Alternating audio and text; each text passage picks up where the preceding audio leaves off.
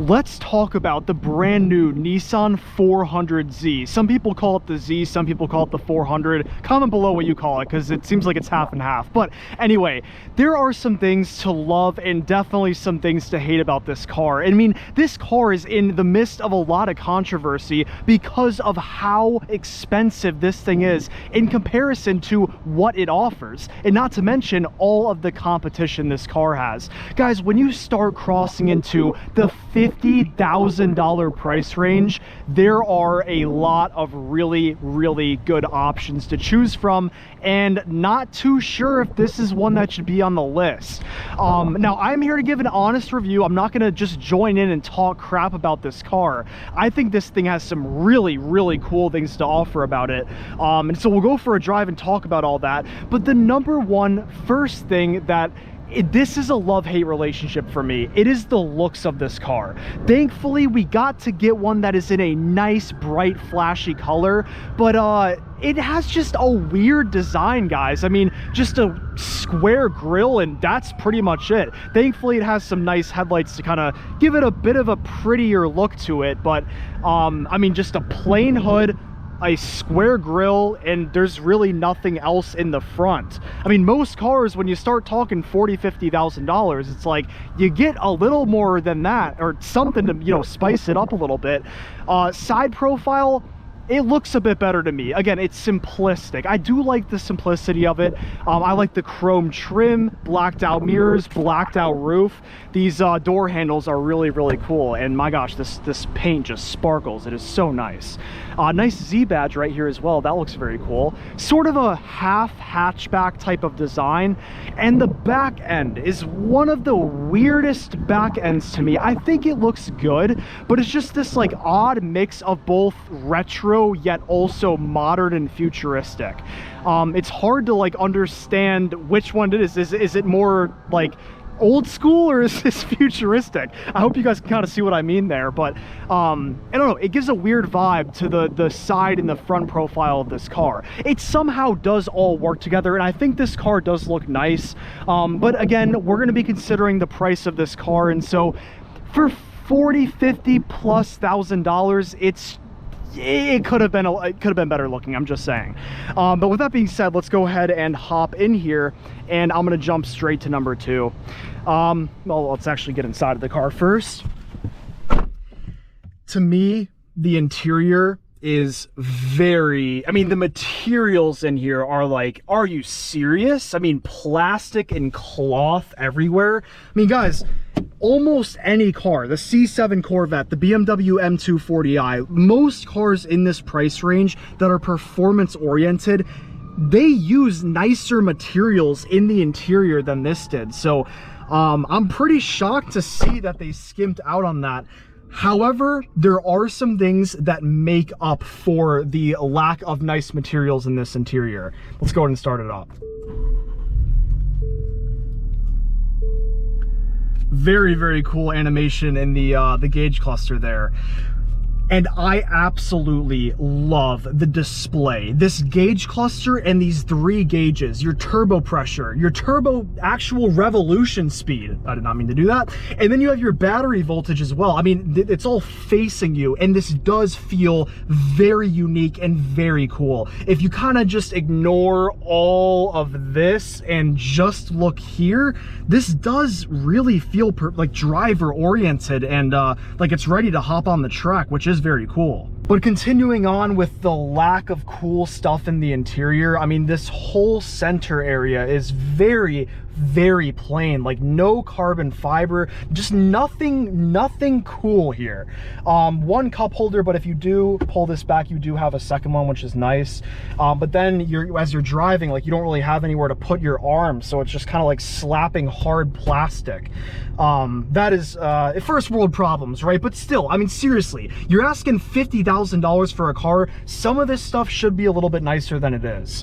But then you go to actually put it in drive, and a very strange shifter situation here. It's just this like block. I mean, I guess it depends on if you like that or not. I think it's kind of strange. It would definitely take some getting used to. But hey, okay, exterior, I like it. Kind of, again, kind of plain, kind of strange. Not sure if it really fits in, assuming you don't get this very vibrant, flashy color. If it was like a silver type of color, it would look a bit too plain to fit in with a $40,000, $50,000+ car. The interior, again, there's some elements that really, I understand why people are upset with this thing. And then, but again, the gauge cluster and the gauges there, and the driver-oriented sort of positioning does make up for that. Now, obviously, this is a two-seater car, but look at all of the space you have back there. I mean, guys, this is actually a very practical car. And with that being said, let's get to the more exciting part and talk about how this thing actually drives. Which, kind of quick little spoiler for you, is not going to be one of my complaints. There is something about the driving experience that I do have a complaint about, but as you'll see in just a second, guys, this car can get down.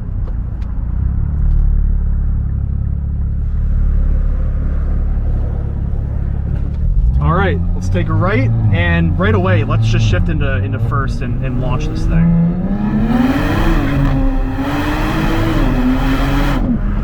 Oh my, this car, if you're reading all the comments and everything people are saying and all the negative stuff people have to say about this, your expectations are going to be a lot lower than they should be with how hard this car pulls.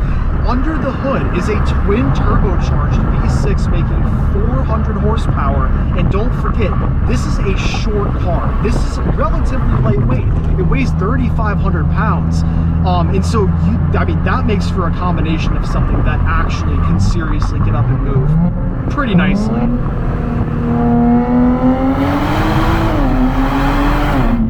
Wow. And this thing can brake about just as hard as it accelerates too, which is very impressive. But that does lead me on to complaint number 3. And that is, guys, it is a hot day out here. The tires should be gripping, but in the front and rear, you only get 245 width tires. So when you floor it, I mean, you are spinning a lot more than you would like to. It is a pro and a con because it does make the driving experience very exciting. I mean, it is thrilling losing traction, and it makes the car feel a lot faster. When you're fighting for traction, you're trying to keep your car straight.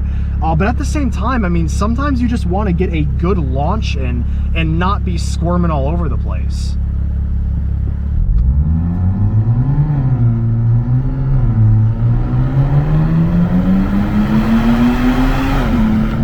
We just absolutely zoomed past that guy.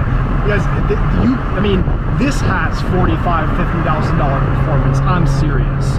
After driving, oh, there's a blue M2 right there. I would love to see how this thing pulls on that. I think that would definitely whip this thing. But after driving the BMW F82 M4, this has a very similar feeling in terms of the way it accelerates, the way it loses. What is going on here? The way it accelerates and the way it loses traction is very similar to this car.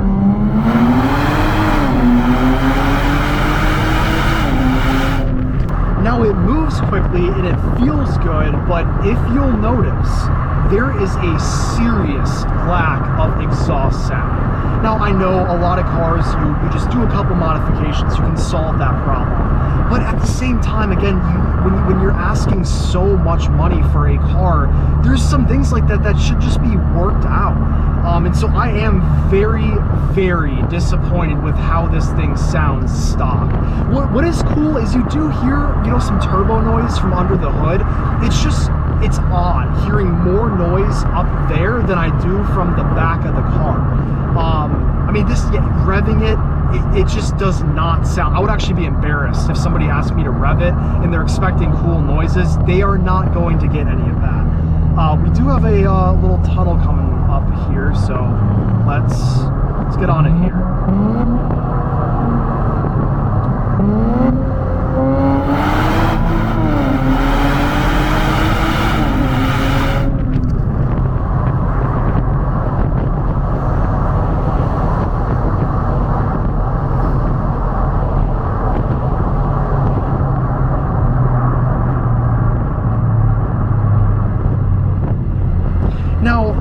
I say the sound sucks, which it does, even if we're not comparing it to the competition that's available for this car.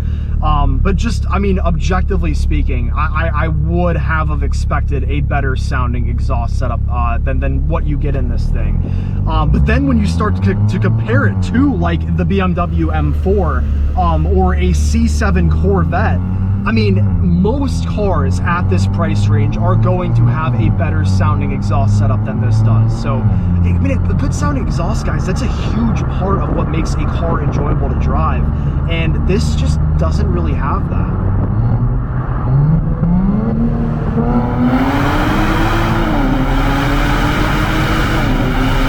But the thing can move, I will tell you that.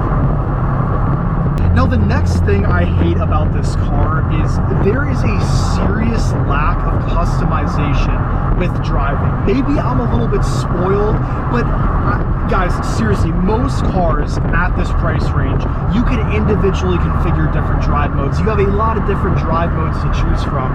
Over here, you have D mode, aka drive mode, and all you have is sport and standard.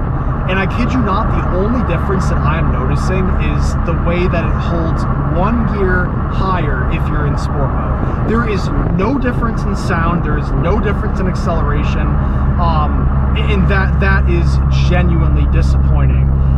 Most cars, again, you can open up the exhaust valves, you can configure the suspension, you can make your own drive mode, but this thing is just this little switch and you choose between two drive modes that feel like they literally don't make any difference for you. And again, with all of these cool gauges and how fast this car is and zippy and fun and how it loses traction, I would have expected that, because the ability to choose how you want the car to feel is a huge part of what makes the thing fun to drive. And so seeing that you only have two just basic selections is a pretty big upset. And a little bonus complaint here is these mirrors are very thick, so if you go to make a left-hand turn, there is so much of your visibility blocked off. And even if you're changing lanes, you really got to trust your mirror, because so much of that is blocked off as well. Again, not a huge deal. I've seen significantly worse visibility problems Camaro, but still, again, like that is a little bit unfortunate to deal with. All in all, guys, I would love to hear what you think about this car. If you think this is something to consider if you're looking at spending $50,000 on a car. We know this thing absolutely was overpriced, because if you search for new 2024 Nissan Zs, you will see they are all discounted under MSRP. Dealers are trying to get these things off of their lot, because no one's gonna pay $50,000 for a base model Nissan Z. Like, seriously. But now that they're coming down to $45,000 and you can find used examples for between $35,000 to $40,000, it's like, I think this car is a really good deal at $35,000. But I'd love to hear what you guys think, especially if you own one of these. Let me know why you bought it. I'd love to hear, you know, if you looked at any other cars well in consideration of purchasing this one, and if you love it. But yeah, other than that, guys, I appreciate y'all for watching. Let me know what your thoughts are, and I'll see you very, very soon in the next video. Peace out.